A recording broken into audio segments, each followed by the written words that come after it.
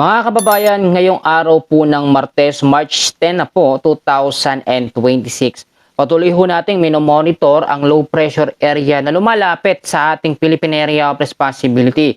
Bagamat hindi naman ito nakikita ng direktang papasok sa loob ng ating bansa, ito ay may chance ang maging bagyo sa labas. So alamin natin ang magiging epekto nito sa mga lugar na apektado ng trap or extension po ng kanyang hangin. Alamin din natin ang iba't ibang weather system na patuloy po nakakaapekto sa malaking bahagi po ng ating bansa. So kamusta ho? Ako po muli, si Kuya Francis, ang inyong weather forecaster at tagapaghatid po ng balita sa lagay ng ating panahon ngayong araw po ng Martes. Sa pinaka-latest po natin na pagkatala mga kaibigan ko mga kababayan, ang low pressure area po, no? Ito po, tignan natin mabuti. Huli pong namataan itong LPA na ating sinasabi na nasa labas na ating Philippine Area of Responsibility. Actually, hindi naman ito nakikita na papasok, no? Sa huling pagkatala po, meron itong lokasyon na 1,405 kilometers east of Eastern Visayas. At yung kategorya ho niya, nasa medium chance para maging tropical depression. Pero kung mapapansin ninyo, halos dikit na siya doon sa ating linya o yung ating Philippine Area of Responsibility na linya. So kahit nakikita na hindi naman ito direktang papasok dahil parang medyo pa-recurve or medyo tataas siya ng konti, may chance pa rin ito na mas lumapit pa ng lumapit. Inaasahan, kahit ito ay maging bagyo sa mga susunod na mga oras, asahan na nasa labas lang ito ng ating bansa.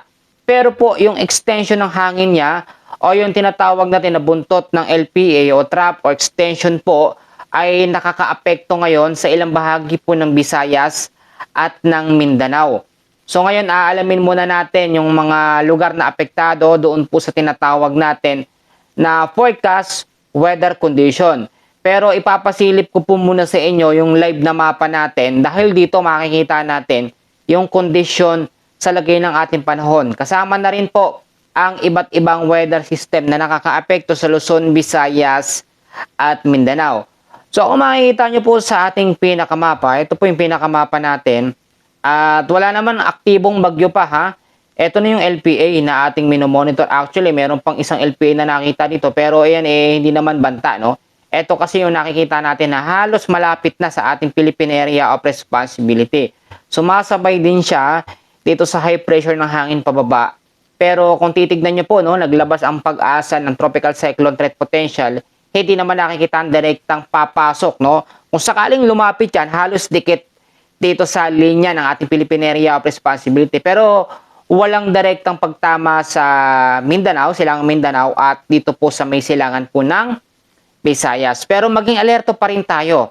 Dahil ngayong araw po ng Martes, bukod po sa trap ng low pressure area, northeast monsoon nakakaapekto pa rin sa ilang bahagi ng ating bansa. So isa-isahin natin yung mga lugar na apektado ng trap ng LPA, and then I will explain po no yung mga dapat nating gawin at titignan natin kung magiging malakas na bagyo ba etong low pressure area na yan, at aalamin din natin kung may isa pang LPA na paparating po sa ating bansa. Sa area po ng Visayas, Mindanao, Masbate, kasama po ang Palawan, ang weather condition po sa mga lugar na binanggit ko na yan, asahan natin ang cloudy skies with scattered rains and thunderstorms dahil po sa trap or sa extension po ng hangin ng low pressure area. Tignan nyo mabuti, LPA pa lamang yan, pero yung hangin po niya nakakaabot na sa Eastern Visayas at dito sa parte ng Mindanao, Masbate at sa may Palawan.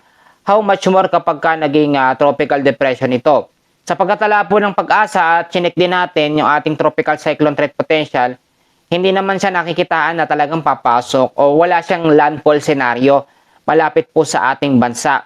At kaya naman hindi siya nakikitaan ng paglandfall o mas paglapit pa dahil naman sa biglaang paglakas po ng northeast monsoon. In-explain ko na ito sa mga nakaraang vlog at update natin na kapag aktibo ang amihan o northeast monsoon, hindi po nakaka-penetrate ang mga low pressure area at hindi rin nakaka-penetrate para lumakas ang mga bagyo sa pagiging typhoon o super typhoon category. So kung makikita po ninyo, sa Cagayan Valley naman, sa may Cordillera Administrative Region, kasama po ang Aurora, Quezon, the rest po ng Bicol Region, Yung mga lugar ho na yan ay patuloy po makakaranas ng cloudy skies with light rains. So pag sinabi natin na light rains, ito yung parang medyo mahamog-hamog na panahon at madalas sa bandang hapon at sa madaling araw po yan nararamdaman. Kahapon din, no? Lalo na bandang hapon, malakas yung hangin. Yung iba nagtataka baka ito na yung epekto ng LPA o ng low pressure area. Pero nagkakamali po kayo, yun po ay epekto o huling bugso na ng northeast monsoon or hanging amihan na nakaapekto po sa Cagayan Valley, Cordillera Administrative Region, Aurora, Quezon, the rest po ng Bicol Region. So, yung mga lugar na binanggit ko na yan, wala namang significant na impact o matinding impact o tulad ng pagbabaha o landslide ang northeast monsoon, pero mag-ingat na lamang po tayo at maging alerto. So, dito naman marami naghihintay sa parte naman po ng Metro Manila at nalalabing bahagi po ng Luzon. Patuloy naman din po makakaranas ng partly cloudy to cloudy skies with isolated light rains dahil po sa northeast monsoon or hanging amihan. May mga nagtatanong po sa akin, no, ang amihan po ba, no, ay pag nawala na, ano ang weather system na papalit? So pag nawala na by next week o sa mga susunod na linggo ang amihan o northeast monsoon ay wala pa namang panibagong weather system na papalit dyan. Ang habagat kasi usually ito ay nabubuo or nagsisimula pagdating po ng mga June hanggang sa bare months. So ang magiging pangunahing weather system natin kapag nawala na ang amihan ay ang easterlies, which is ang malinsangan o mainit na hangin na nanggagaling po sa karagatang Pasipiko. Sa ngayon, no, ay inanunsyo na rin ng Pag-asa na officially, no, tapos na po ang La Nina. At nasa fair weather tayo ngayon. Ibig sabihin, wala tayo sa sobrang mainit, wala rin tayo sa tag-ulan, nasa gitna lang tayo. Tulad na aking sinasabi, dahil yan sa pagbabago ng climate change o sa climate change natin. Kaya kahit nasa summer season o tag-init, may mga bagyo pa rin pong nabubuo. So sa nalalabing bahagi naman po ng Luzon, na mga hindi ko nabanggit sa Luzon, at dito sa Eastern Visayas, kasama ng ilang bahagi po ng Silangan at parte ng Mindanao, ay mag-ingat din sa mga isolated light rains and thunderstorms dahil po sa mga localized thunderstorms. Alam nyo, yung mga localized thunderstorms, ang atake niyan o pagbugso po niyan, madalas sa hapon at sa gabi. Kaya nga yung mga nagko-comment sa akin, yung mga nanay natin dyan, kamusta ho kayo, yung mga senior po natin, yung mga OFW, maraming salamat po sa palagian yung pagsuporta. Sinasabi nila sa akin, maaga pa lamang, may mga pag-uulan na sa mga lugar nila. Meron namang nag-comment din na mainit, parte daw dito sa Metro Manila at ilang bahagi ng Luzon, sobrang mainit daw. So yung mga lugar na nakaranas po ng medyo mainit na panahon, dahil po yung sa easterlies o malinsangang hangin na nanggagaling sa karagatang Pasipiko, aktibo pa rin, andyan pa rin, no? Kung makikita nyo. At yung nakaranas naman ng mga light rains, ang mga localized thunderstorms, mga pag-uulan, dahil yan sa local thunderstorms. And usually, madalas yun sa hapon po at sa gabi. Parte ng Visayas at Mindanao ay nakakaranas. Yung mga lugar naman po na apektado ng low pressure area, wala naman masyadong malakas na epekto. Pero yung medyo makulimlim, maulap na panahon at merong mga bahagyang mga pag-ulan, yun po ang nagiging epekto madalas ng low pressure area. So balikan natin mamaya yan at silipin ulit natin yung low pressure area kasi may mga kababayan tayo na laging nagsasabi, halos daw nakadikit na, no, sa ating Philippine Area of Responsibility. Pero bakit daw sinasabi na hindi ito papasok sa loob ng ating Philippine Area of Responsibility? Kung mapapansin nyo kasi, meron ditong sirkulasyon ng hangin malapit yan sa PAR o sa ating Philippine Area of Responsibility. Wag, ito kasi ay lumapit pa, no? Etong LPA na yan, may chance yan na mag-recurve, no, or lumihis ng direction. So kapag lumihis yan, mag-iiba yung kanyang pinaka main point o yung pinaka direction po niya. Pero lagi kong sinasabi sa inyo, hanggat hindi pa nangyayari yung paggilos ng LPA, stationary kasi siya sa ngayon, no? Pag sinabi natin stationary is halos hindi po gumagalaw. Kaya naman kahit nakikita sa forecast na hindi naman ito direktang papasok sa ating bansa, may chance pa rin na makalapit. Pero ito yung sigurado natin at chinek na rin natin ito ng maraming beses, yung pag-landfall o yung landfall scenario ng LPA o kapag ka naging bagyo po itong LPA na yan, uulitin ko, tatawagin itong bagyong Kaloy kapag naging bagyo. Ang bagyong Kaloy is pangatlong bagyo tayong 2026 at unang bagyo po ngayong Marso. Sa pagtatala ng Pag-asa, isang bagyo lang ang mamomonitor at mabubuo ngayong buwan po ng Marso. At kahit ito ay maging bagyo, hindi yan maglalandfall, no? Wala yung pagtama sa kalupaan natin, which is okay nga po kung tumama sa lupa. Bakit daw? Kaya press, bakit naman okay tumama sa lupa? Kasi pag ang isang tropical depression o mahinang bagyo tumama sa lupa ng ating bansa, bigla yung humihina. Isang bugsong impact lang yan. Pero syempre, yung mga direktang lugar naman na matatamaan ng landfall ng LPA, makakaranas ng matitinding pinsala. Pero eto is ikaklaro ko sa inyo, kapag ito ay naging bagyo, hindi naman yan lalakas sa pagiging typhoon o super typhoon category. Kasi pag mga typhoon and super typhoon, maaga pa lamang nakikita na natin sa ating advanced weather forecast yung potential niya, no? Doon sa ating 5-day weather outlook, nakikita po natin yan. Kaya kung may nakikita kayong nagbibigay ng mga update, false update na sinasabi is malakas na bagyo, matinding bagyo, super typhoon, hindi po yun totoo. No, which is more on pananakot lamang yon sa ating mga kababayan. Ako po talaga actually inaalalayan ko yung mga senior natin. Kasi LPA lang naman ito, bakit naman sasabihin ng iba matindi at malakas na bagyo? Kung maging bagyo naman yan, hindi naman yan lalakas. Tingnan nyo mabuti. Ang easterlies nga po pawala-wala Kaya nga kung mapapansin ninyo, hindi na masyadong mainit yung panahon nitong 2 araw po na nakalipas. Dahil yun sa muling bugso po ng northeast monsoon or hanging amihan. Ang amihan naman, eto po, no, i-explain ko sa inyo. Pag yan ay sumalubong po sa easterlies, nagkakaroon ng direktang epekto, nabubuo yung shear line. So kalaban din natin ang shear line. Sa ngayon, wala naman.